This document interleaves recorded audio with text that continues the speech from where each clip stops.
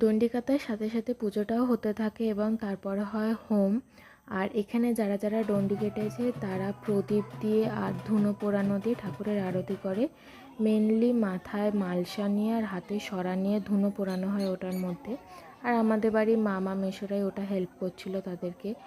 আর ওটা গরমও হয়ে যায়, তো একটু ডিফিকাল্ট ওটা নিয়ে হোল্ড করে রাখা। তো এটার পর যারা যারা আশেপাশে থাকে তারা তাদের কোলে গিয়ে বসে আর তাদের আশীর্বাদ নেয়। আমিও বসেছি, সঞ্জয়ও বসেছে, মা, মাসি, দিদি, জামাইবাবুর কোলে বসেছে। ওটা নিয়ে আমরা একটু ইয়ার্কি করছিলাম।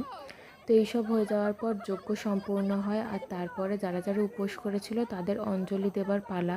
এরপর আমি তোমাদেরকে ঠাকুরটা দেখিয়ে নিচ্ছি যে ঠাকুরগুলো পুজো হয়েছে। তার মধ্যে ছিল বাবা বড় ঠাকুর, মা কালী, মা শীতলা, বাবা পঞ্চানন্দ আর মা মনসা। তো এই ঠাকুরগুলোই পুজো হয় আর অঞ্জলি আর হরিণুর দিয়ে পুজোটা সম্পন্ন হয়।